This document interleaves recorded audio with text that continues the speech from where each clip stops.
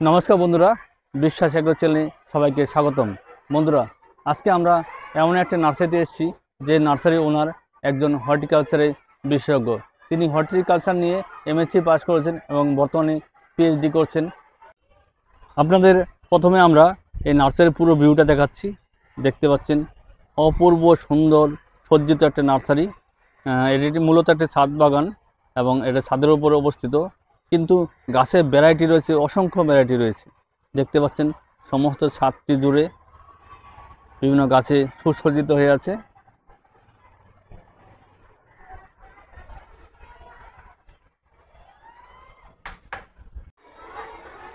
আচ্ছা, এই যে জারগুলো প্লাস্টিকের, এই জারের মধ্যে রাখা আছে আমার স্টোর করা আছে হিউমিক অ্যাসিড, যেটা পান্তাভাত থেকে হোমমেড প্রসেসে তৈরি হয়।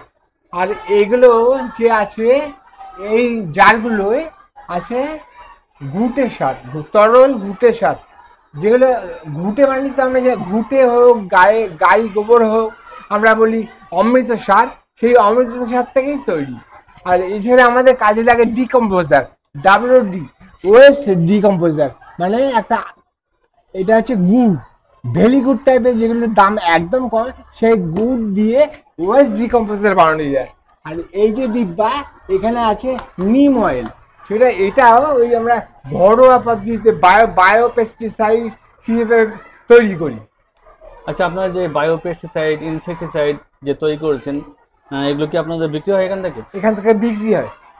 আহ, এখান থেকে অনলাইনে এসব বিক্রি হয়? হ্যাঁ হ্যাঁ, ছানার জল এবং পনিরের জল, এগুলো গাছের ক্ষেত্রে লাগে, অনেক সময় লাগে। এছাড়াও দেখুন, আরেকটা জিনিস বলে রাখি, আমার যেমন ধরুন এই আয়রন নেল, এই হচ্ছে আয়রন নেল বা জং ধরা পেরেক।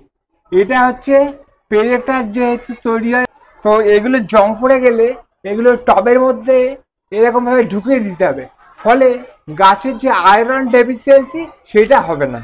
আয়রন ডেফিসিয়েন্সি হলে কি হয়, গাছের পাতা হলুদ হয়ে যায়, অনেক সময় গাছ মরেও যেতে পারে। মাইক্রোনিউট্রিয়েন্ট, এগুলো সবই আমরা বায়ো হিসেবে তৈরি করি। দেখুন বন্ধুরা, আজকে আমরা চলে এসেছি পরাগ রেণু নার্সারিতে।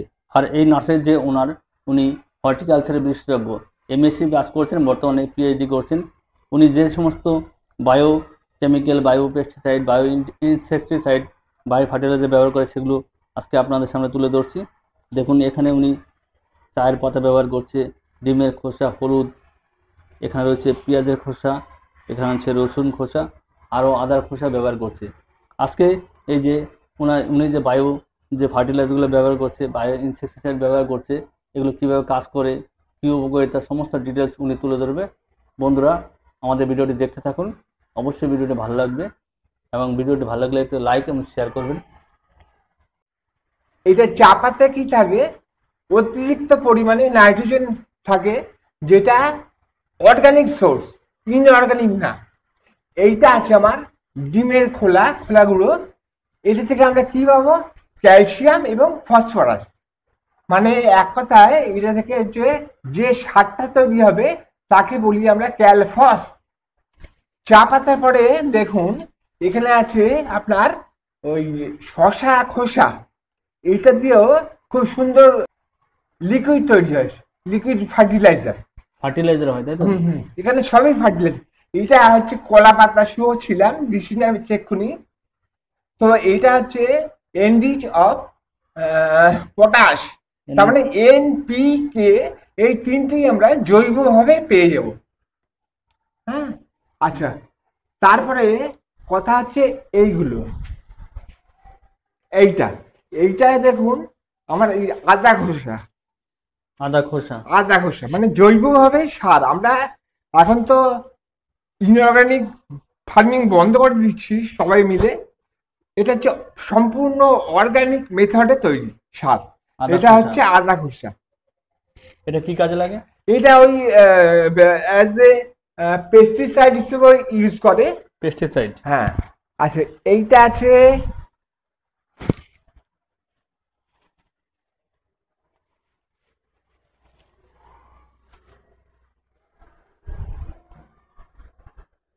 এইটা আছে ডালিম খোসা। ডালিম খোসা। হ্যাঁ, এটা ওই অর্গানিক ফার্টিলাইজারের মধ্যেই পড়ে। এরপরে দেখুন এইটা, এটা হচ্ছে পেঁয়াজ খোসা, অনিয়ন পিলস। ওই যে অনিয়ন পিলস লিকুইড ফার্টিলাইজার এটা দিয়ে বানায়। এরপরে দেখুন এই যেটা, এটা হচ্ছে রসুন খোসা। রসুন খোসা দিয়েও লিকুইড ফার্টিলাইজার তৈরি করে এবং এগুলো খুবই উপকারী। এরপরে দেখুন এগুলো শুধু তো ইনঅর্গানিক অর্গানিক সার ইউজ করলে হয় না, কিছু কিছু ক্ষেত্রে ইনঅর্গানিক সারও ইউজ করতে হয়, তার জন্য এখানে সব রাখা আছে। ইনঅর্গানিকের মধ্যে কি আছে? ইনঅর্গানিকের মধ্যে এইটি যেমন এটাকে বলে ব্লিচিং পাউডার আছে, এটা ওই টব বা মাটিকে শোধন করার জন্য। এইটা দেখুন এইটা, এটা হচ্ছে ব্লিচিং পাউডার। ব্লিচিং পাউডার মাটিকে শোধন করার জন্য, তাই তো? হ্যাঁ হ্যাঁ, ব্লিচিং পাউডার। আর এই যে এইটা হলুদ, হলুদ মানে টার্মারিক যেটাকে বলে ইংলিশে, হলুদের মধ্যে এইটা একটা ফাঙ্গিসাইড হিসেবে কাজ করে। হ্যাঁ, ন্যাচারাল ফাঙ্গিসাইড। এবারে দেখুন এই যে এখানে আমাদের সবাই জানি এটা ইউরিয়া। ইউরিয়ার সংকেত কি? CH4N2O। হ্যাঁ, এরপরে দেখুন এইটা, এইটা হচ্ছে আমার SSP মানে single super phosphate. Single super এটা আবার গাছের রুট ডেভেলপমেন্টে সাহায্য করে। এরপরে আছে MOP মানে 0050 আর 0060 MOP, যেটা ফুল এবং ফল ধারণ করতে গাছকে সুবিধা করে। এরপরে আছে আপনার অর্গানিক সারের মধ্যে বোন ডাস্ট, হর্নমিল, হ্যাঁ, এই ধরনের কিছু খুঁট চাচা। এখান থেকে কি আপনার যে বিভিন্ন সার বিক্রি হয়? হ্যাঁ হ্যাঁ, সবই বিক্রি হয়, সবই বিক্রি হয়, তাই তো? হ্যাঁ হ্যাঁ। ন্যাচারাল সোর্স অফ পটাশ মানে SSP যেটাকে আমরা বলি সিঙ্গেল সুপার ফসফেট, সেই ফসফরাস হচ্ছে পেঁয়াজ খোসায় পাওয়া যায়। আর রসুন খোসায়? রসুন খোসায় ওটা আপনার ওই ইনসেক্ট তাতে বা পেস্টিসাইড হিসেবে কাজ করে। ইনসেক্ট বা পেস্টিসাইড হিসেবে কাজ করে, হ্যাঁ। এইবারে দেখুন এইখানে যেটা সবার লাগে, বাগান করতে গেলেই লাগে, সেটা হলো একটা ওষুধ। কিন্তু এইটা আমি এখনো পর্যন্ত জৈবভাবে তৈরি করিনি। আচ্ছা, তার আগে এইটা দেখে নিন, এই আছে আমার গ্রাউন্ড নাট কেক মানে বাদাম খোল, এইটাই আছে সর্ষে খোল। আচ্ছা, আর এইটাই আছে নিম খোল। হ্যাঁ, নিম খোল, এই 3 রকমের খোল। এছাড়া আছে এপসাম সল্ট, ওইদিকে মাইক্রোনিউট্রিয়েন্ট। আর এই যেটা আমি বলছিলাম, আমি ভিউয়ার্সদের বলতে চাই, আমরা সবাই সাপ ইউজ করি, SAAF সাপ ফাঙ্গিসাইড, কিন্তু এখন বেরিয়েছে এই যে, এখানে হাইলাইট করুন, এই যে ইফকো কোম্পানি ইফকো কোম্পানি বের করেছে এই ফাঙ্গিসাইডটা, কাগুয়া। হ্যাঁ, এই ফাঙ্গিসাইডটা একটু দামও কম, সাপেরই দাম সবচেয়ে কম যত ফাঙ্গিসাইড আছে, কিন্তু এইটা সাপের থেকেও দাম কম, কিন্তু কাজ একই। এবং এই যে কম্পোজিশন তৈরি সেটাও একই।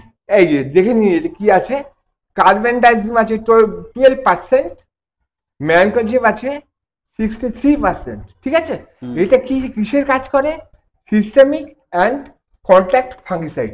আমি এর কোনো বিজ্ঞাপন দিতে চাই না, এটা জাস্ট আমরা ইউজ করে বলে বলছি।